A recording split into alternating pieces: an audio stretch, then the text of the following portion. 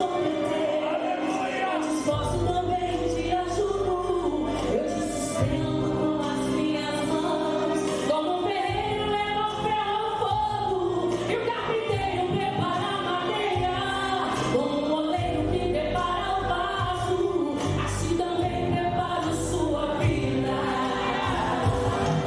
sou aquele que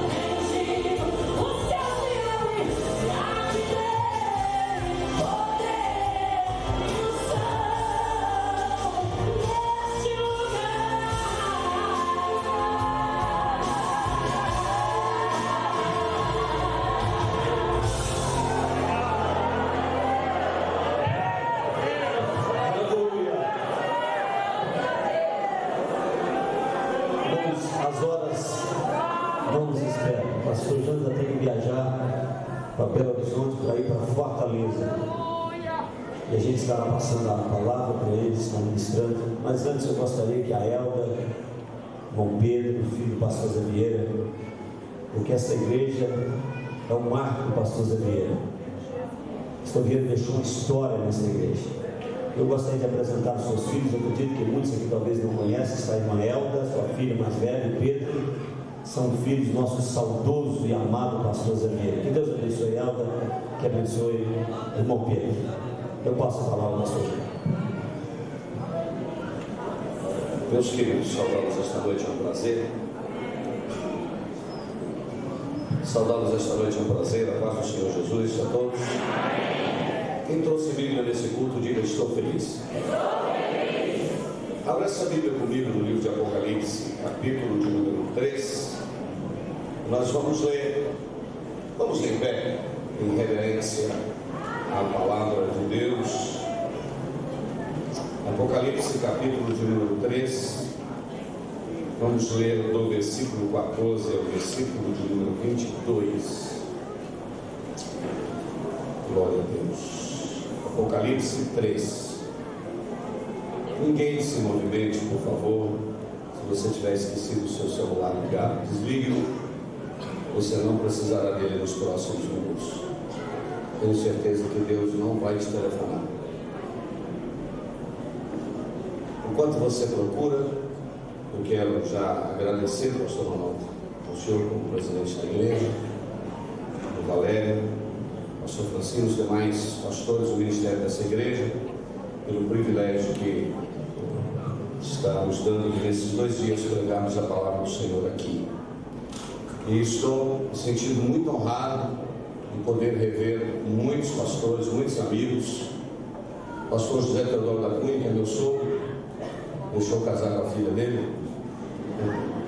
Tem quase 29 anos que eu casei, né, pastor? Estou dando muito trabalho, lá vai bem. Rever o pastor Clécio, os demais pastores, obreiros, aqui que eu não vou declinar os nomes, porque eu não vou conseguir. Quero mencionar o pastor Adão, nosso amado pastor e nosso presidente. Esse é Valadares, um sorvete lá para cá. Prazer.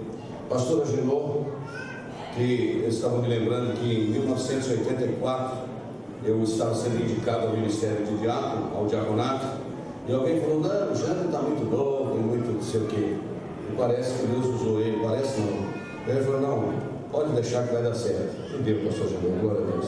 Obrigado, Deus usou o senhor. Né? Os demais pastores, é um prazer conhecer aqui do Romildo Siqueira. E o pastor Juca Teodoro depois quer dar um abraço no senhor, depois do culto. Então tá bom. Eu estou começando a ficar preocupado, porque quando os pastores mais antigos reúnem, você lembra daquele fulano de tal? Não, aquele já foi, aquele já morreu. Lembra do não, já foi, ainda bem que nós estamos aqui, né? Vivos. Vamos lá. Quem achou Apocalipse 3, versículo 14, diga amém. Amém. E ao anjo da igreja que está em Laodiceia, escreve: isto diz o Amém, a testemunha fiel e verdadeira, o princípio da criação de Deus. Eu sei as tuas obras, que nem és frio nem quente. Oxalá foras frio ou quente. Assim, porque és morno e não és frio nem quente, vomitar-te-ei da minha boca. Como dizes: rico sou e estou enriquecido, e de nada tenho falta, e não sabes que és um desgraçado e miserável, e pobre e cego e nu. Aconselho-te que de mim compres ouro provado no fogo, para que te enriqueças, e vestidos brancos para que te vistas, e não apareça a vergonha da tua nudez, e que unja os teus olhos com colírio para que vejas. Eu repreendo e castigo a todos quantos amo. Sê, pois, zeloso e arrepende-te. Eis que estou à porta e bato. se alguém ouvir a minha voz e abrir a porta, entrarei em sua casa e com ele cearei e ele comigo. Ao que vencer, lhe concederei que se assente comigo no meu trono, assim como eu venci e me assentei com meu Pai no seu trono. Quem tem ouvidos, ouça o que o Espírito diz às igrejas. Quantos creem que esta é a inerrante e infalível palavra de Deus? Diga amém. Podem se assentar, meus amados. Queridos, ontem nós tratamos aqui de uma forma bem simples, mas muito abençoada, sobre os desafios de Moisés, os desafios de Josué, que foram desafios diferentes, e procurei fazer um paralelo entre a nossa geração, ou a geração que foi, que trouxe a igreja até aqui. Dentre elas nós temos alguns patriarcas aqui esta noite, e mostramos os desafios que temos daqui para frente, e que Deus está disposto a fazer o que for preciso para que o seu projeto, o seu plano seja cumprido segundo a sua vontade, porque a igreja verdadeiramente ela nasceu para dar certo, e tem provado que nasceu para dar certo, está dando certo e será arrebatada a qualquer momento. Diante disso que preguei ontem e hoje, eu estive orando ao Senhor e me veio ao coração uma palavra. Eu estava ali em Ipanema, na casa da minha mãe, orando, meditando, e eu quero compartilhar com vocês hoje, agora à noite, sobre esta igreja aqui, chamada Igreja da cidade de Laodiceia, uma das cidades da Ásia Menor. E eu colocaria um tema nessa meditação aqui esta noite, como sendo uma igreja que Jesus estava do lado de fora dela. E para começar, eu gostaria de te dizer que uma igreja que Jesus não está nela, ela pode ser qualquer outra coisa. Ela pode ser Lions Club, Rotary Club, a ABB, maçonaria, qualquer outra instituição, menos igreja. Porque o que faz a diferença e faz ela ser verdadeiramente igreja é a presença de Jesus. Quantos creem nisso? Diga glória a Jesus. E eu comecei então a pensar, e eu gostaria de compartilhar com você rapidamente, pausadamente. Daqui a pouco a gente faz um barulho e dá um glória para Jesus, mas é bom que você acompanhe o raciocínio. O momento da história, João está exilado na ilha de Patmos. Como nós conhecemos, o Senhor revela-se a ele, diz para ele: eu sou o Alfa, eu sou o Ômega, eu sou o princípio e o fim, o que é, o que era, o que há de vir, o Todo-Poderoso. Jesus se identifica para João, e João está ali naquela ilha, e de repente ele é arrebatado em espírito no dia do Senhor, e ele ouve detrás dele, acompanha comigo aqui, ele ouve de trás dele uma grande voz como de uma trombeta. E quando ele vê, ou melhor, ele ouve, ele vira para ver quem é que está falando com ele, e alguém começa a dizer para ele alguma coisa, e dizendo: olha, escreve o que eu vou te falar e manda para as 7 igrejas na Ásia, para a igreja de Éfeso, para a igreja de Esmirna, para a igreja de Pérgamo, para a igreja de Tiatira, para a igreja de Sardo, para a igreja de Filadélfia e para a igreja de Laodiceia. Manda estas cartas que eu vou lhe dar a partir desse momento. E quando ele ouve isso, pode ficar tranquilo, vamos lá. Quando ele ouve isso, ele vira para ver quem é que está falando com ele. Meu querido pastor Zanatos, quando ele vê quem é que está falando com ele, ele tem uma boa surpresa e ele assusta. E ele vê um que está andando no meio de 7 castiçais. Naquela visão, ele caminha no meio de 7 castiçais. e aquele que ele vê. Mas antes de dizer quem é que ele está vendo, descrever aqui algumas coisas acerca dele, o que me encanta nisso aqui, já de início, é saber que ele, Jesus, anda no meio dos 7 castiçais. Porque esses 7 castiçais aqui representam ou representavam as igrejas da Ásia Menor, e eu vejo ele andando no meio desses 7 castiçais. E isso me diz que se ele anda no meio dos 7 castiçais, ele sabe de tudo que acontece. Ele passa vendo. Ele sabe. Oh glória, ainda bem que ele sabe.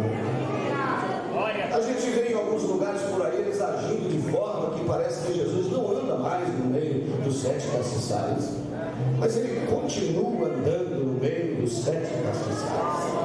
Aleluia. Se eu pudesse aqui, eu ia ficar parado aqui, mas vamos caminhar um pouquinho. E ele está vendo, e ele conhece aquele que ele está vendo, que ele está falando, que ele está andando no meio dos 7 castiçais. Ele conhece, só que ele conhecia de uma maneira diferente.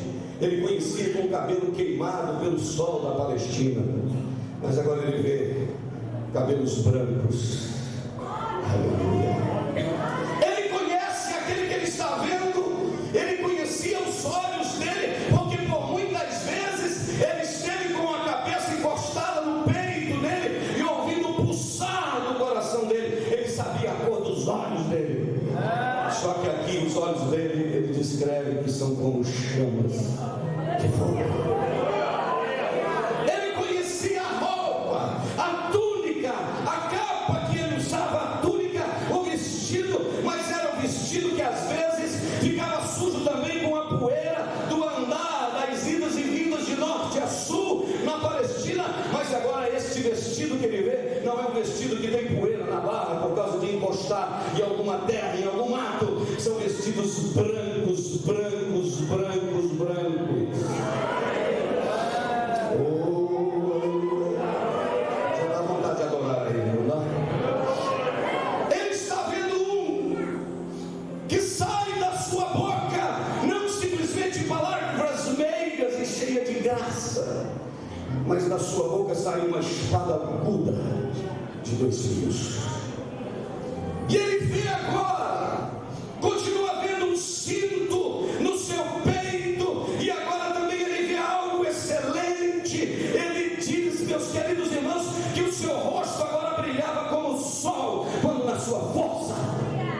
Talvez ele se lembrasse daquele dia lá no Monte da Transfiguração, quando Pedro, Tiago e ele estiveram lá e viram a glória dele. Mas ele vê também os seus pés, aleluia, não agora com uma sandália de couro, andando pela Palestina, mas ele vê agora os seus pés, aleluia, de uma maneira tão grandiosa. E quando ele vê tudo aquilo, diz a Bíblia que ele caiu, ele prostrou aos seus pés, ele caiu, aleluia, como morto. E quando ele caiu, sai uma voz daqueles lábios maravilhosos e diz assim: não temas, João, eu sou o primeiro e eu sou o último.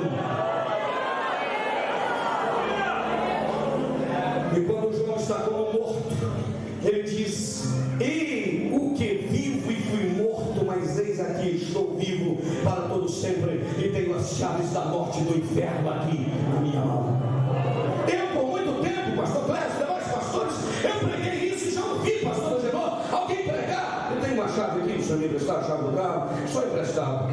A não ser que Jesus manda o senhor dar, eu já levo ele de uma vez. Obrigado.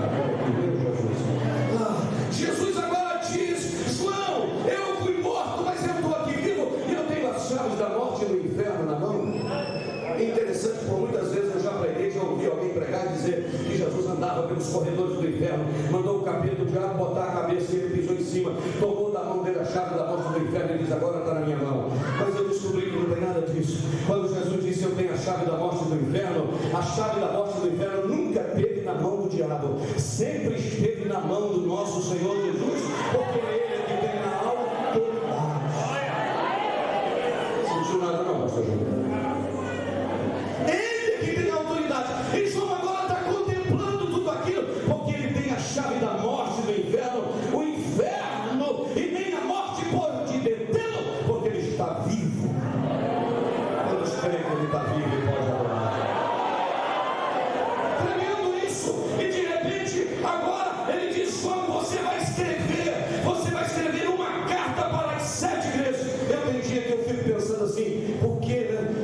Jesus falou, se tivesse aparelho de fax, como hoje, né? Tivesse e-mail, era mais fácil naquela época. E fax, Jesus ia dizer, João, eu vou escrever uma carta aqui e você manda a cópia dela, cópia para cada igreja, para as 7, tá bom? Tudo que está escrito aqui, faz uma cópia aí, faz um xerox, manda um e-mail, cola, anexa e manda uma para cada uma das igrejas, a mesma carta. Mas Jesus não fez.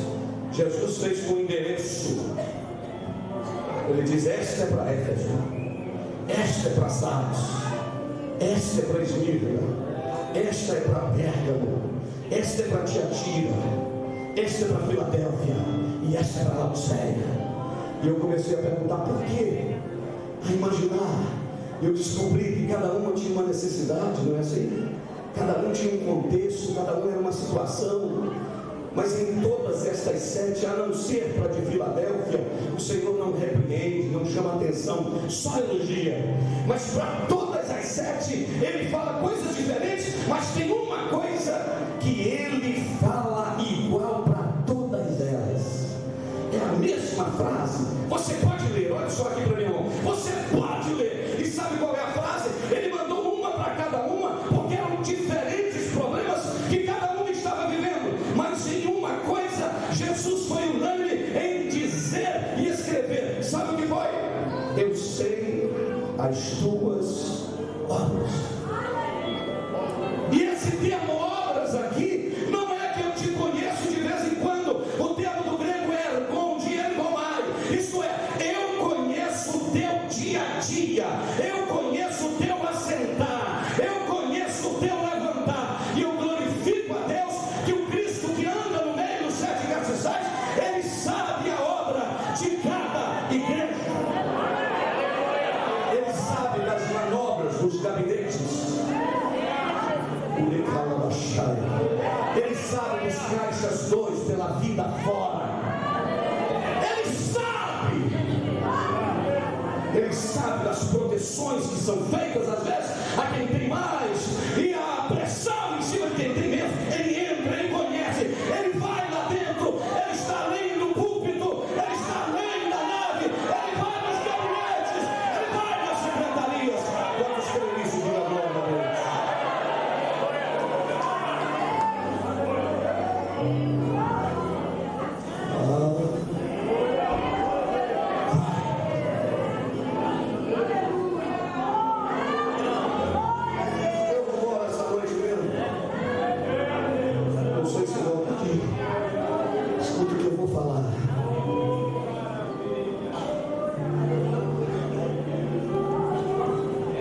Deus vai chamar as estrelas, os que representam as igrejas, os castiçais, e passar em revista a púlpitos enfermos por esse Brasil. Me cala uma surra. Deus vai sacudir. A igreja é dele.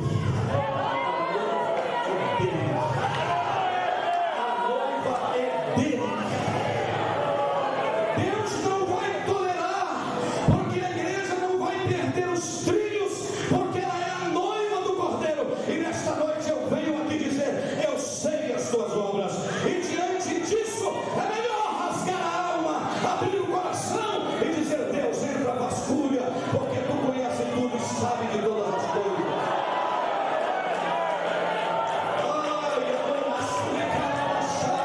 Eu me lembro agora que o Senhor chamou o profeta Ezequiel, capítulo de número 8, e levou ele em visão a Jerusalém, porque ele estava na Babilônia, na beira do rio Quebar, e o Senhor o leva a Jerusalém e diz: olha, Ezequiel, eu vou te mostrar por que a minha glória está indo embora.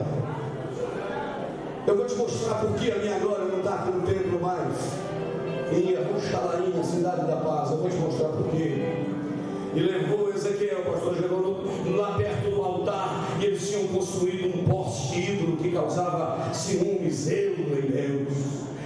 Você viu, Ezequiel, é por isso que a minha glória vai embora. Mas vem cá, você ainda não viu tudo, eu vou te mostrar outra coisa. Vem cá. E levou Ezequiel a uma sala hermeticamente fechada, totalmente fechada, passado o Senhor disse: Ezequiel, fura um buraco nesta parede, para você ver o que eles estão fazendo aí dentro. Ezequiel furou um buraco na parede, e lá dentro tinha 70 homens, anciãos do templo, adorando imagens pintadas pelas paredes.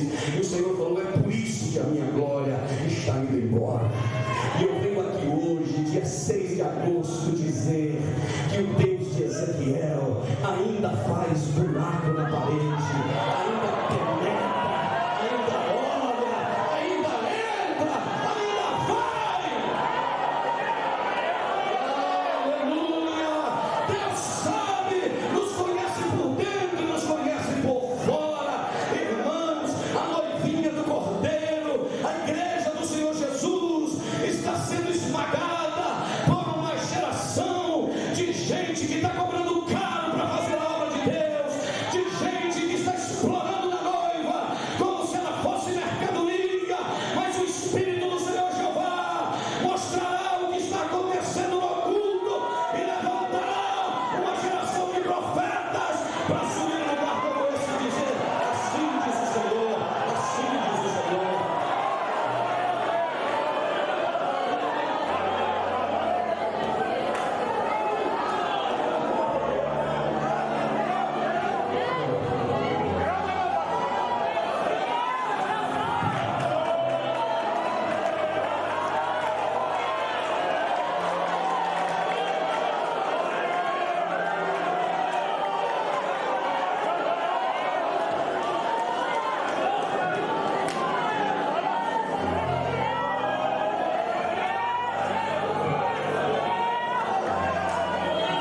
Eu venho aqui te convidar a se preparar para fazer parte desse mover. Glória a Deus! Aleluia a Deus! Disse João Calvino: o púlpito é o trono de Deus, de onde ele dirige a sua igreja, e isso através da sua palavra. Disse John Wesley: dá-lhe 100 homens que ame a Deus acima de qualquer coisa e que odeie o pecado acima de qualquer coisa também, e com estes 100 homens eu mudarei o mundo. Irmão, chega de estrela no nosso meio, chega de gente famosinha. Eu fui pregar no lugar do dia, tinha um cordão de isolamento para separar a cantora. Caratinga, outro dia foi um, tinha 6 seguranças em volta dele. Chega perto de mim, não me toque. Deus está por aqui com esse negócio. Deus está vendo o que está passando. Deus está querendo conteúdo.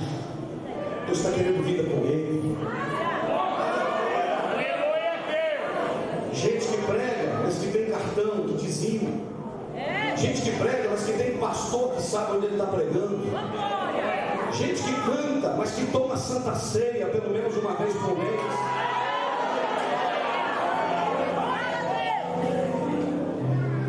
Que o Senhor sabe de tudo que está passando. E assim era com as igrejas da Ásia Menor. A igreja de Éfeso lhe disse: vocês perderam o primeiro amor. Ele vai para a segunda igreja, para a segunda da igreja de Esmirna. Ele chama a atenção por causa de um período de uma prova de 10 dias. Mas ele diz assim: ser fiel até a morte, dar-te-ei a coroa da vida. Para a igreja de Pérgamo, ele elogia Antipas, minha fiel testemunha. Esse Antipas, ele era um bispo de Pérgamo, que ele foi cozido dentro de um